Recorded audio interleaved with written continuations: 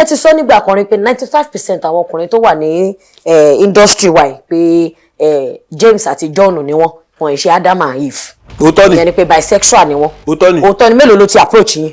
torí àwọn èèyàn náà kà sẹ́yìn gan náà pé bisexual ni yín. ọ̀pọ̀ ṣẹ́rí 95% politicians lẹ́kọ̀ọ́ àbí Nàìjíríà. ẹ̀kẹ́ka bẹ́ẹ̀ láti Èkó bisexual ni wọ́n. ẹ jẹ́ ká má parọ́ nǹkan tó ń ṣẹlẹ̀ nìyẹn. Wọ́n sọ pé yìí náà wà nù wọn. Àbáwọn ṣe ìtorí nǹkan tó bá ń ṣe only if you cannot beat them you join them. Ó gbé mi lọ sí church ni wọ́n ṣe deliverance fún mi. Kò sẹ́ni tọ́lọ́run ò lè deliver. Àdúrà nǹkan tádúrà ò bá lè ṣe ẹgbà máa ṣe. First term governor yìí nǹkan báyìí ò ṣẹlẹ̀. Ìwọ ni wọ́n governor ní ọmọ Anambra lèmi náà ọmọ Anambra ní àmọ́ tó ṣe ó ṣe nǹkan kan. Ẹni táwọn èèyàn kan bá kọ̀ wá tó bá bẹ̀rẹ̀ sí ń sọ òyìnbó so ẹ bá yẹ kọ́ fún òyìnbó kó oúnjẹ o. wọ́n máa fi òyìnbó ní bread. wọ́n máa fún òyìnbó kó oúnjẹ o. ó tọ̀rọ̀ okòrò àwọn aláṣẹ́wó ti gbàjọba ní Nollywood. ṣé lọ́kùnrin àbí lóbìnrin? lọ́kùnrin lóbìnrin ṣùgbọ́n táwọn obìnrin yẹn ló wá wọ̀sì jù. àwọn yóò ṣẹ́rí àwọn tó wà ní Allen Avenue ó tún wá bẹ́tà àwọn tó wà ní Nollywood nísìnyí o. ó burú tó bẹ́ẹ̀. Olúwa o ṣẹ́rí àwọn Yorùbá actress ló wá burú jù ìtọ́jú àwọn yẹn ṣẹ́rí ó máa pín ọkọ ọlọ́kọ bíi toothbrush bíi toothpaste ìtọ́jú ẹ̀ là ṣe lè gba Oscar ìtorí movie tó yẹ kẹ́ ẹ gbé lọ sí YouTube ẹ gbé sí cinema ẹ gbé lọ sí Prime ẹ gbé lọ sí Netflix. dípẹ́ ó yá ju dípẹ́ ṣẹlẹ̀ ó yá ju dípẹ́ gbẹ̀mí.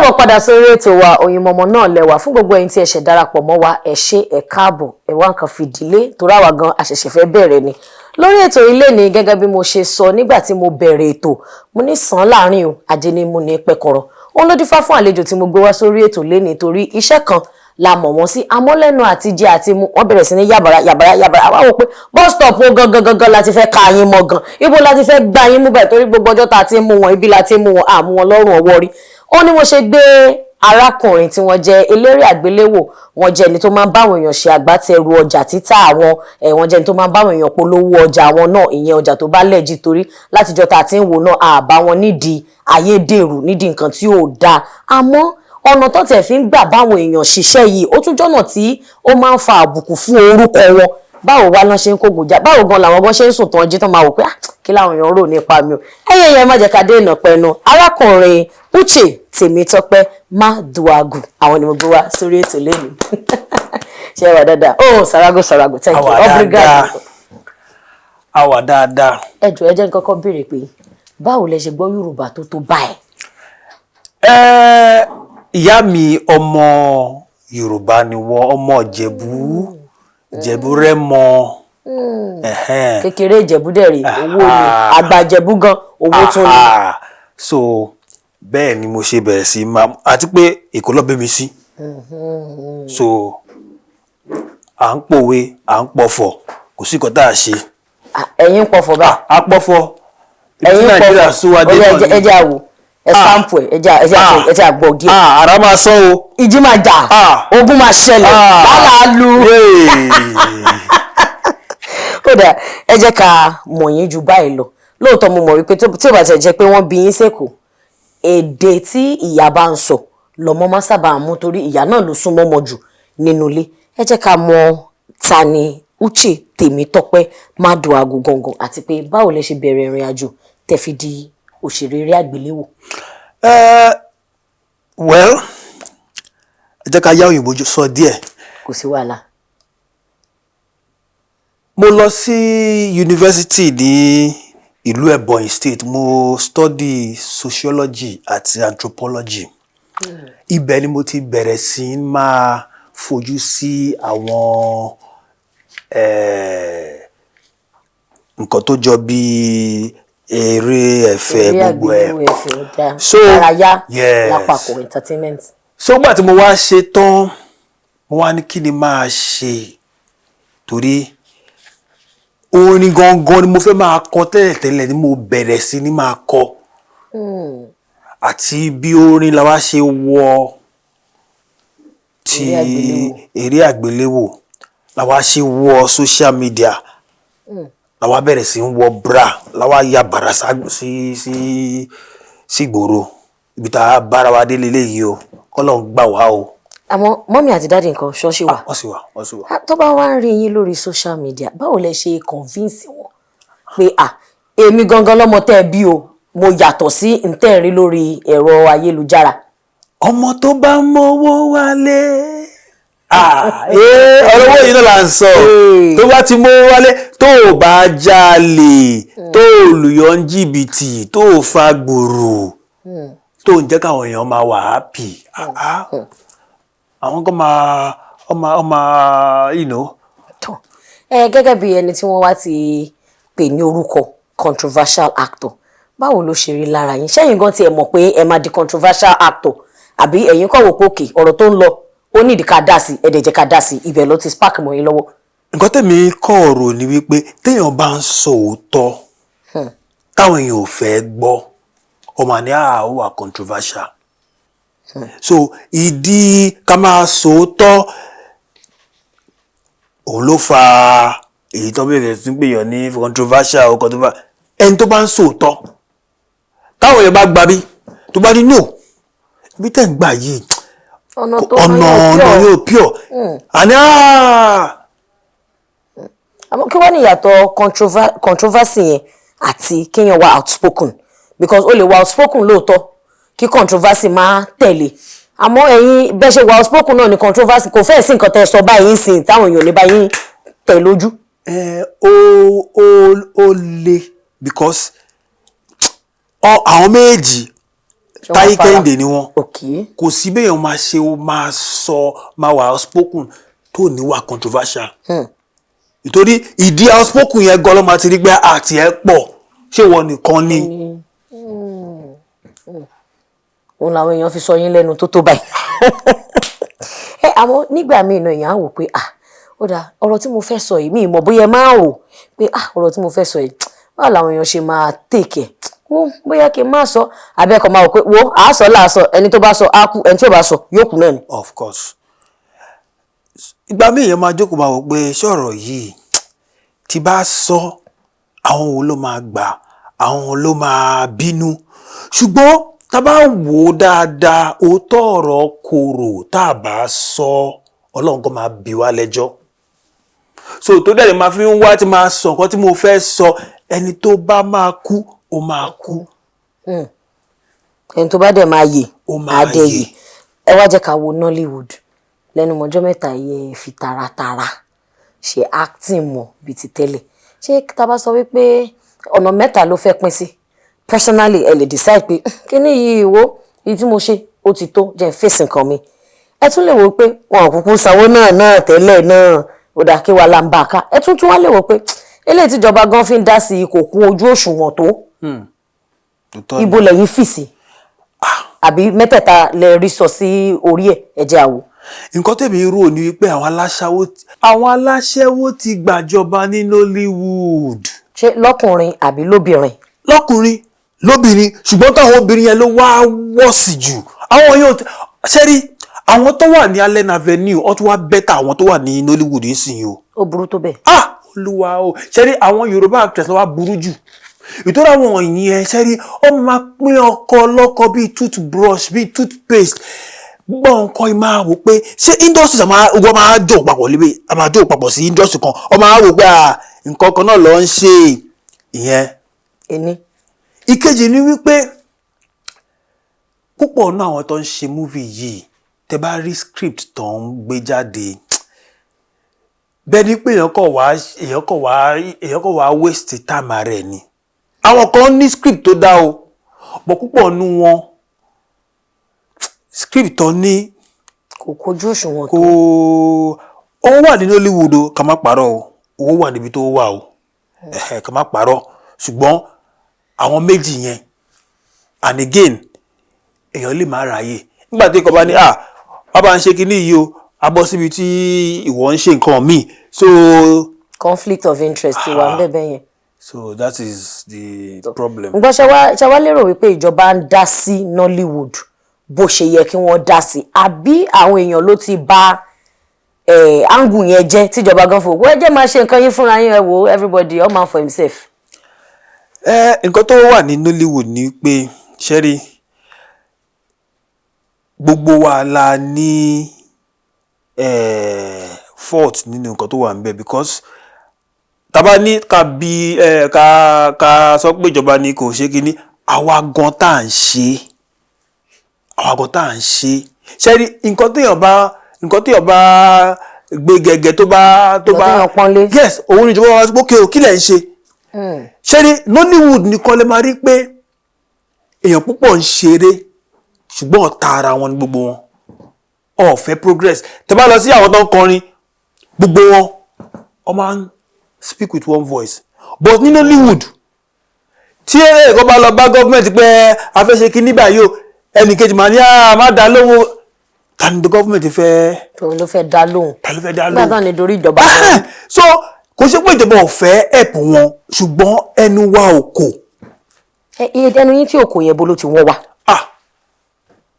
ó dà pé ogun ìdílé ni o ogun ìdílé ni because àwọn kan ọ fi pé téèyàn kan bá lọ bá jọba pé a fẹ́ ṣe kinní báyìí ló fẹ́ gbowó ni a ní àìdíà tó mú wá yẹn kò ń ṣàdíà tó dáa wáyé tí kò ṣe wá bá wa kó wá béèrè nǹkan tó so ṣẹ́rí ẹniwá òkò ní Nollywood because ìjọba tá à ń sọ yìí tẹ́ bá lọ bá jọba pé kinní báyìí la fẹ́ ìjọba ò lè ní àwọn ò ní fẹ́ bá yín dá sí bó tí gbàtẹ́nu yóò bá kò ìjọba ń sìn ó fẹ́ bá ẹni yìí sọ̀rọ̀ a ní no eléyìí represent wa o. kò ṣàgbẹnusọ wa. nǹkan tó ń fa nìyẹn. ìjọba náà dé máa sọ pé àjọ táwọn recognize lélẹ̀. ìjọba tó dẹ̀ fẹ́ fowó lẹ̀ tẹ́lẹ̀tẹ́lẹ̀ tẹ́tí wá ló ń jà. àríbíkú sílẹ̀ ọmọ àwòyí ni ọmọ àwòyí ni ẹnu nìkan la ní ní social media ẹnu nìkan la ní we are not together. lólóòótọ́ ní gbogbo ibi tẹ́ bá ti ń wò wá yálà lórílẹ̀‐èdè Nàìjíríà ní Canada ní UK ní l'Australia ní èèyàn kan fàtẹ̀jíṣẹ́ ránṣẹ́ sí mi láti China mo ní wow amazing àṣà ti débẹ̀ yẹn wọ́n wò wá káàkiri who are them not to wò wá who are we not to show because ẹni tó bá fẹ́ wòyàn náà tí ò tún rí ẹni tó show a jẹ́ pé kò gé tó ògè fọ́ nìyẹn àmọ́ Uche Tèmítọ́pẹ́ Maduagwu wọ́n ṣì wà níkàlẹ̀ pẹ̀lú wa àti sọ àwọn ọ̀rọ̀ kan ẹ lè play back ẹ lè tún we are here for you now. ẹ̀gbọ́n mi ẹ wá jẹ́ kí n bi yín nígbà election tó lọ àrí ìpàtẹ ẹ̀kọ́ àrí bẹ́ẹ̀ ṣe sọ̀rọ̀ sí àwọn èèyàn kan tó yẹ pé ẹ mọ̀ pé àtẹnujẹ ló fẹ́ bà tiwọn jẹ́ ẹ ti gẹ̀ẹ́tì tí ẹ̀ẹ́dẹ̀ háìdí ẹ̀ sàn láàrin lọ ní ifá tí odù tó bí ṣóò yìí lè ní ajénímù ní pẹ́kọ̀rọ̀ àmọ́ níbo lẹ́yìn gangan dúró sí. ibi táwa dúró sí ó yẹ Ọlọ́run o ó yẹ rúmọlẹ̀ o ṣùgbọ́n ṣe rí òótọ́ korò kò ní ká máa sọ. lóòótọ́. election yìí tó wá tó lọ àwọn kankan ń pariwo ni wọ́n ń pariwo gbogbo wọn náà tó bọ́ síta pa àwọn fẹ́ ṣe ìjọba ó lè ní gbogbo wọn náà kò sẹ́ni tó wọ ẹ mọ́ ṣé rí ẹ mọ́ tẹ́ kọ́ pé àmàlà fún wa ní fùfú o èmi ò sọpọ́tì any party ìdí kó má bàjẹ́ láwa wà ṣùgbọ́n nǹkan tí mo wá ti rí láti ara gbogbo àwọn tó láwọn fẹ́ campaign ìkan náà ni gbogbo wọn ó kò jẹ́ pé wà ní different party ni orúkọ ló yà wọ́n sọ́tọ̀ orúkọ ló yà wọ́n sọ́tọ̀ but kó tèmi wá rí ní nǹkan tó ń ṣẹlẹ̀ ní Nàìjíríà ni pé ṣé rí Olúwa bàbá lókè òun ló ń fúnjọba ní agbára láti ṣe nǹkan tó máa ṣe election ti wá election ti lọ ẹni tó máa win ó ti win nǹkan tó yẹ kí everybody ṣe ni pé ká support wọn ṣùgbọ́n nǹkan tó ń ṣẹlẹ̀ ni pé àwọn kan sọ wípé àgbà o kó bàjẹ́ Oya ká kúkú fọ everybody pé gbogbo ẹ̀ kaskata gbogbo dọ́là tó ló ń lọ sókè àmọ́ àwọn tó wà nídìí ẹ̀ jẹ́ máa ká parọ́ fúnra wa àwọn kan ti sọ pé ókè o kò ń ṣàwà lọ fi síbẹ̀ o a máa bàjẹ́ ni àwọn kan tó bá jí láàárọ̀ bó ṣe máa bàjẹ́ lọ wà so nǹkan tó bá gbàdúrà fún la máa rí so nǹkan tó wà nú ẹ̀ ó pọ̀ ju nǹkan tá à ń rí lọ ẹni tó wà ń bẹ̀ ń sìn aṣíwájú kò ń ṣe saint àwọn tó ń bá compete náà ọ̀ ń ṣe saint ṣùgbọ́n ẹni tó bá ti wà ń bẹ̀ tí o gbọ́ bá pawọ́ pọ̀ tàbá sọ̀pọ̀tẹ̀ ó ṣeé ṣe kí nǹkan dáa bọ̀ tó bá ní pé ètò nílé ló wà ń bẹ̀ o ọwọ́ mi mo yẹsẹ̀ mi mo yára mi kí ló tún kù. ẹ máa wo rice tá à ń sọ yìí sìn èlò ní bag of rice ó ní 50 something 60 something èèyàn kò sọ fún mi pé òun rà ní 40 something thousand ní close to border. ní Badagry. Yes so láti Badagry débi báyìí lọ́ti fi èlò kún 15,000 báwo ló ṣe jẹ́. àmọ́ tá a bá wo cost of transportation náà lóòótọ́ àwọn èèyàn ò dáa o. ọ̀dà sẹ́ẹ̀ àwọn èèyàn ò dáa o. àlọ́ ọ̀dà sẹ́ẹ̀ torí tó bá lè jèrè 10k 5k 8k mójú kúrò wọ́n á máa wéré 30,000 lẹ́ẹ̀kan náà. of course láì ṣoògùn owó. of course okay ẹ máa wo fún ẹ̀ tó ń sọ àwọn kan tó ń gbé epo ọmọ ọgbà subsidy a kò lọ sí ìlú mi our blame government. ṣé rí nǹkan tẹ̀mí kọ́ rí nínú ẹ̀ ni pé Nàìjíríà á fẹ́ràn ra wa ó gba àwọn tó dẹ̀ ń pariwo tó ní àwọn onígbà yìí o tẹ bá wò wọ́n family wọn ò sí Nàìjíríà o tí nǹkan bá ṣẹlẹ̀ sí private jet ló máa gbé lọ o. orí fífọ́ lásán gan-an wọ́n ti lọ. ọ ti lọ so ṣé rí election ti ṣẹlẹ̀ ó ti ṣẹlẹ̀ báwo ló máa ṣe dá nígbà tó ti bí mi tí mo ti wà ní ọdún tí mo wà nísìnyí mo ò tí ì election tó wà perfect o so wọ́n àti wọ́n á sì fẹ́ pé ó ti perfect tẹ́lẹ̀ ọwọ́ ṣe ló ṣe wá dá o.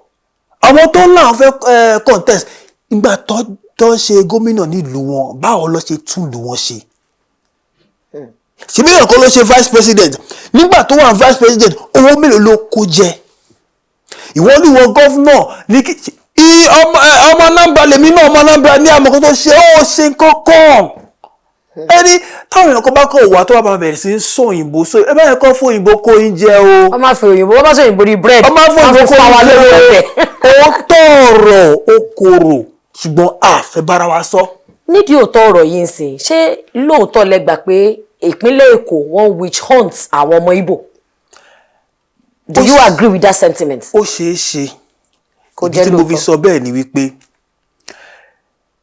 first term governor yìí nǹkan báyìí ò ṣẹlẹ̀ ẹ jẹ́ ká gbà pé àwọn kan púpọ̀ nú wọn ibi tó kọ́lé sí kò ń ṣe ibi tó yẹ kó kọ́lé sí àwọn kan kọ́lé sórí kànáà àwọn kan kọ́lé sẹ́gbẹ̀ẹ́ etí omi. nǹkan tí gọ́fìmẹ̀ntì ń ṣe nísìn ẹ̀tọ́ wọn ni ibi táwọn èèyàn kọ́lé sí kò ń ṣe ibi tó yẹ kó kọ́lé sí bọ̀ nǹkan tèmi kan máa sọ ni pé ní first term ó ṣàrí gbogbo kinní yìí kí ló tó ṣe demolish.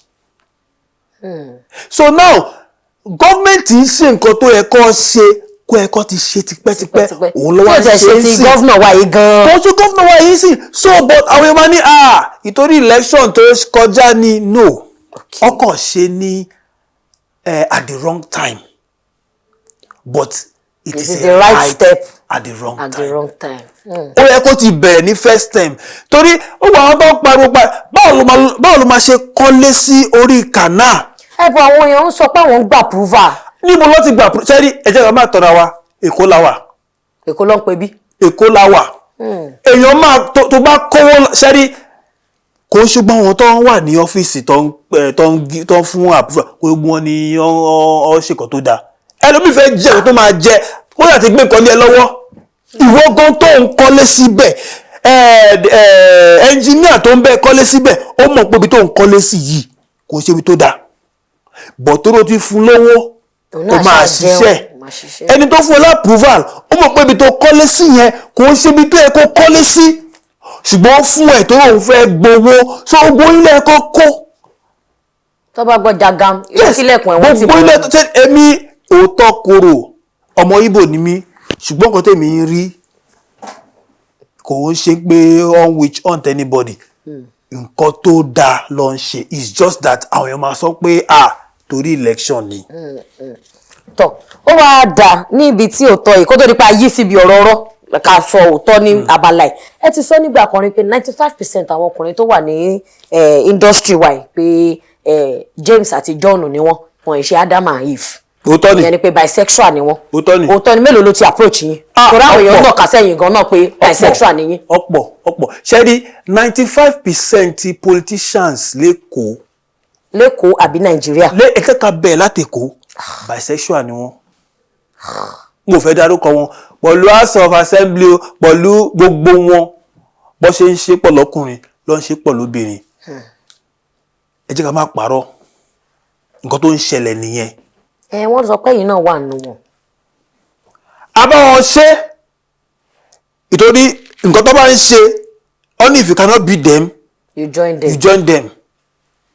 àmọ́ kò pé yín lẹ́yìn ṣe padà lẹ́yìn wọn. ó gbé mi lọ sí ṣọ́ọ̀ṣì ni wọ́n ṣe deliverance fún mi kò sẹ́ni tọ́lọ́run ò lè deliver àdúrà nǹkan tádúrà ò bá lè ṣe ẹgbà máa ṣe. mo dẹ́ ń ṣe igan òótọ́ ọ̀rọ̀ korò lóòótọ́. òótọ́ ọ̀rọ̀ korò ṣùgbọ́n wà pálapàla kò dáa ṣùgbọ́n òótọ́ ọ̀rọ̀ ni pé 95% ti politicians gbogbo wọn lẹ nǹkan náà ṣe ni. actor àtẹ̀sọ̀rọ̀ politician wọn ní àwọn actors wà nínú industry gàgàgàgà lọ sọ pé celebrities. àwọn actor lọ burú jù ṣẹ́rí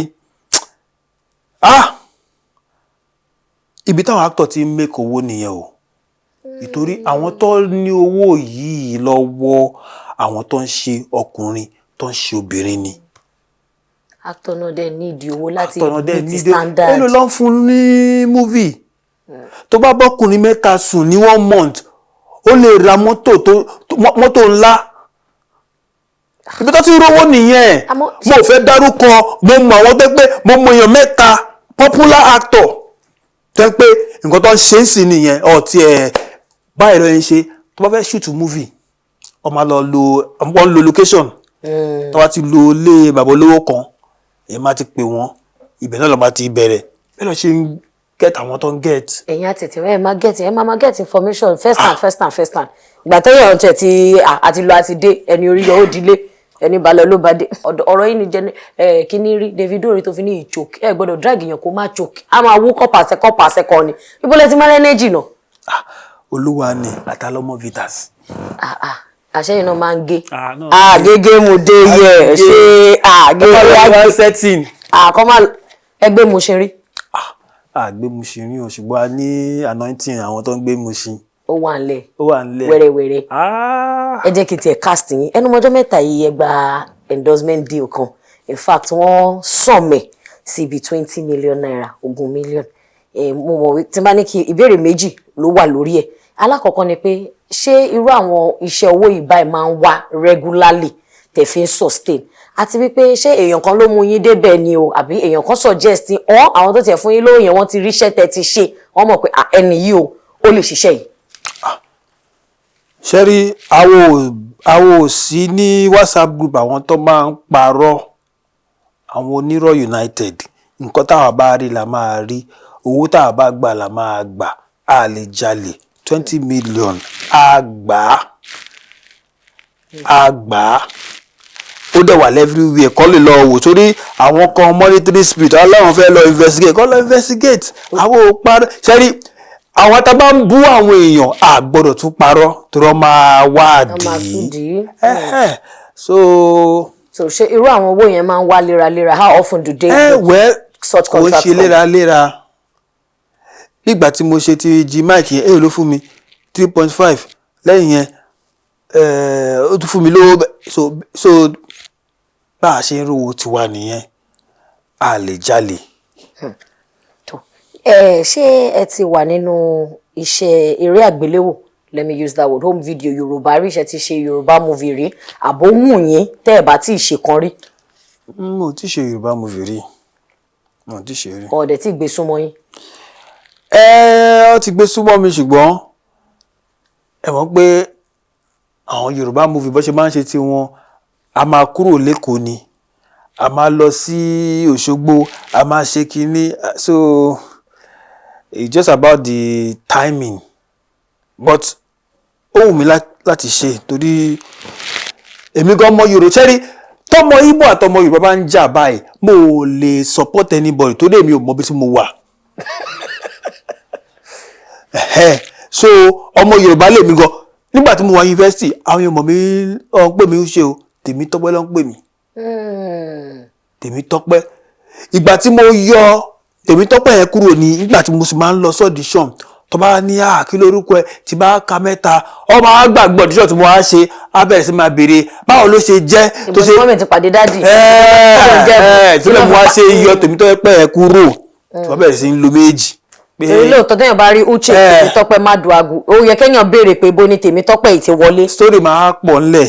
How I did when my daddy went to my mommy. My daddy was going to the shop. My daddy was coming from the farm. They now met. They now until that our sink be. Àmọ́ kí ni ká máa retí lọ́wọ́ Uche Maduagwu, Uche Tèmítọ́pẹ́ Maduagwu. Ṣé ti produce tẹ́lẹ̀ rí ni àbí ẹ ṣẹ̀ṣẹ̀ ń gbìyànjú láti produce? Production ò ń ṣe nǹkan kékeré o.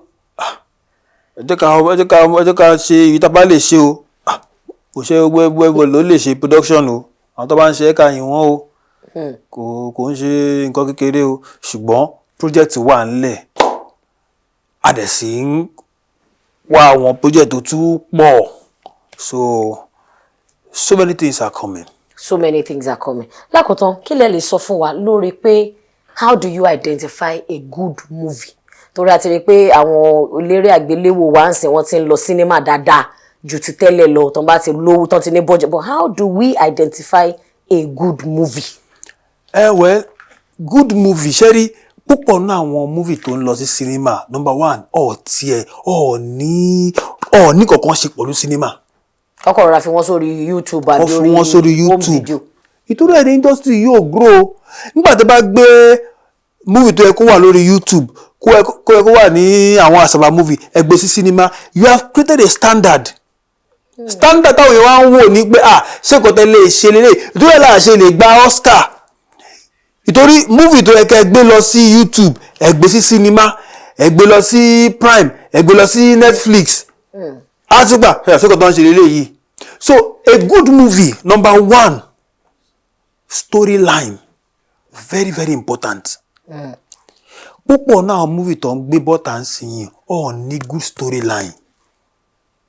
Ṣẹ́rí tẹ bá wo àwọn fíìmù òyìnbó tẹ bá jókòó tẹ bá wò ìtúrẹ̀ máa ń sọ fáwọn èèyàn pé ṣẹ́rí Yorùbá movie lọ́gbọ́n o ju àwọn movie àwọn òyìnbó tá à ń ṣe yìí lọ ọmọgbọ́n dání.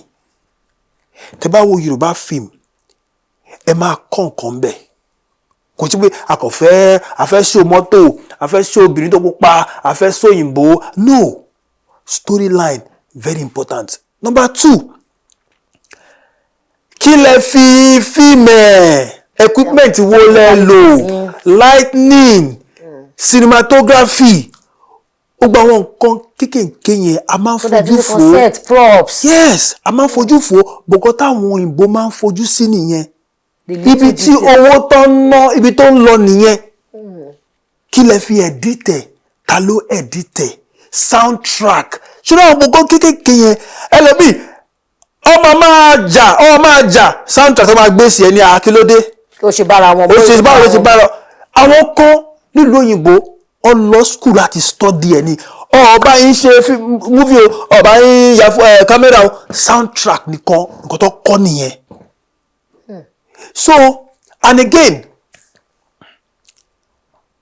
odi méjì bẹ́yẹn storyline technicalities all around there. Again àwọn quality actors wo lẹ lò ṣé rí mo notice kan ní industry yìí pé ẹni tó bá ti pupa automatically wọ́n believe pé eléyìí ló lè ṣe ìṣe làwọn èèyàn gbọ́ everybody bóra ń sìn. tó ó dà mò ń gbọ́. so nígbà tẹ́ bá ná 100 million sórí movie equipment on point storyline on point cinematography on point ẹ wá kó actor tó mọ act ẹ kó àwọn tó mọ act ṣe tẹ́ bá kó epo àti epo pupa àtòróró ẹjẹ́ wọn papọ̀ báwo ló fẹ́ méjì. èèyàn sì máa rí. ìmà sì rí ṣòkò tó tún ṣe nìyẹn torí nígbà tó bá ti cast àwọn èèyàn pé àwọn eléyìí la fẹ́ lò fún kinní yìí o ẹ̀kọ́ máa lọ mú àwọn extra wá àwọn extra tẹ̀ ń lò ṣe nílùú òyìnbó àwọn kan tó ń pè ní casting company nǹkan tó ń ṣe ni pé wọ́n cast àwọn èèyàn iṣẹ́ wọn nìyẹn ọba yín ṣe directing o tí wọ́n ní pé fẹ́ cast. story yín rèé àwọn èèyàn tẹ́lẹ̀ lóore. iṣẹ́ tó ń ṣe nìyẹn but Nàìjíríà à ń fojú sí I believe pé producer lè mú yàn wá director lè mú yàn wá ilé náà lè ṣe àwọn tá a fẹ́ gangan tá a fẹ́ lò gangan àwọn ni lead cast yìí àwọn ilé ẹ̀ṣẹ́ àjọ nǹkan tó ń ba movie jẹ́ nìyẹn. Ọlọ́run á jẹ́ ká mọ̀ ọ́ ṣe kí àwa náà gbìyànjú ibi tó bá kù díẹ̀ káàtó sí ká fi àkíyèsí sí torí nígbà míì lóòótọ́ èèyàn máa rẹ́ lómi á wà lórí fóònù gẹ́gẹ́ bí actor á ní hello ọjà mi 300 million òun gangan ò jọ 3 million. Banda ló kó sọ́rùn. Òun gangan ò múra 32 sorry ó múra 15. ẹ wo ẹ jẹ́ àmọ́ lọ́lé láti ọ̀dọ̀ aláṣẹ àti olùdarí iléeṣẹ́ AK Media Studios tí wọ́n ṣe onígbọ̀wọ́ àti agbátẹrù Oyinmomo ètò Oyinmomo wọ́n ní ká gbélé fún yín pé kẹ́ má bínú pó kéré o pé àwọn àǹtí ló máa yé ní. ẹ̀ẹ́dẹ́gà jó fún wọn o ẹ̀ẹ́dẹ́gà jùdí fún wọn AK Media. ẹ̀yà jùdí pẹ́ńsẹ̀lẹ̀ ẹ̀yà jùdí pẹ́ bẹ́ẹ̀ni bẹ́ẹ̀ni dẹ́sẹ̀ Ọlọ́run máa kẹ́yìn o wọ́n tún wá fi red brass abẹ́ ẹ̀wà tí wọ́n gbẹ́tẹ̀lẹ̀ káàrí àmọ́ òní fi wọ̀nyí ṣẹ́rí bra ilé yà máa wọ̀ ó máa gbó ẹ ṣé AK Media ẹ ṣé gan ó tún fún mi ní perfume èmi tẹ́ ń gba Hausa perfume mò ń lò ṣètò tún pọ́n wa lé AK Media Ọlọ́run máa bless yín o. wọ́n ní kẹ́ máa jáfikán sí kò lọ́rùn. ṣẹ́rí àwọn eléyìí ó máa ga sẹ́mo mo dúpẹ́ gan-an lọ́wọ́ AK Media o Ọlọ́run máa bless yín àmín Ọlọ́run máa gbé yín ga àmín Ọlọ́run máa gbé yín sókè ẹni tó bá ní kẹ́ máa lọ sókè Olúwa máa rán wọn lọ sí Sambisa forest. àmín lọ́la ọláwà láàkúwátá ìlàbìlà ìlẹ́zì eriwo give them ká ṣe ní mẹ́ta lọ́kàn kó balance kó pakam ká má fa orí apá kan ká dábì kan sí afẹ́dúpẹ́ lọ́wọ́ yìí náà pé ẹ ṣeun o ọwọ́ yín á máa lọ sókè iṣẹ́ yín kò ní dí iṣẹ́ lágbára Ọlọ́run ẹ gbó ẹ tọ́ àmọ́ díẹ̀díẹ̀ ẹ rọra drag àwọn èèyàn mi láìkí máa rí inú handcuff bọ́ ní àbá rí inú handcuff náà dàbí pé skit tún ni torí èèyàn ti ẹ̀ mọ́ tọ́ yín èèyàn mọ́jọ́ tán mú yín èèyàn mọ́jọ́ tẹ wà ń kìrìkìrì àtọ́jọ́ tẹ lọ ṣe 15 day ẹ máa rọra o bọ́dá ẹ máa rọra o mi nífẹ̀ẹ́ tẹ bá ti wọ red bra ti mọ̀ pé òkè lóòótọ́ bí àwọn tó wọ black bonnet ni àti fẹ́ wá drag àwọn èèyàn a máa ní káwọn èèyàn jọ kán lọ jí ẹni tó bá jẹ́ ní bọ̀bọ̀dá yìí mo ní shirt fún yẹn ẹ máa bá mi jí red bra yẹn ẹ gbọ́dọ̀ lọ museum àlọ́ máa fowó wo ń bẹ̀. ẹ má try ẹ o. kí wọ́n má lọ gbiná a má di ọ̀hà láti ìlú Anambra lọ́wọ́ ẹ̀yẹ́ wọn lórí ètò yìí níbi tí a rí mọ òun lélẹ̀ pẹ̀lú àlejò mi it's been a very exciting and interesting edition I must tell you fún gbogbo ẹ̀yin tí ẹ darapọ̀ mọ́ wa tí a jọ wo ẹ ṣeun ẹ̀yin tó dẹ̀ yẹ pé now that day is over lẹ́ẹ̀tì dé ẹ kò tẹ rewind ẹ lọ wò láti ìbẹ̀rẹ̀ because you are going to have something to hold about this interview ní ìrìjù báyìí lórúkọ tèmi ò yí padà Olúwadámilọ́lá Ọmọbánirẹ́ gẹ́gẹ́ bí mo ṣe máa ń sọ fún yín ní tí ò bá ti kàn ẹ́ má dá sí ọ̀tọ̀ làwọn tó fi ṣe controversy o lè dá sí tiẹ̀ kó lọ gbére o lè lọ tó bá gbẹ́jàgá ilẹ̀kùn ẹ̀wọ̀n nìyẹn o ẹlòmíì wọ́n ti mọ̀ níṣẹ́ pé ó dáa ilé àwa sọ iṣẹ́ ló fi ń ṣe àmọ́ ibi tó bá pè yẹn sí má dá sí oúnjẹ tó bá mọ̀ díẹ̀ má jẹ ibi tí ò bá yẹ kó lọ má sí ń bẹ̀ we will not be at the wrong place at the wrong time àṣetá ìbọn ò ní bá wa àdẹnijẹni tán wá ó tún dìgbà kan náà ire.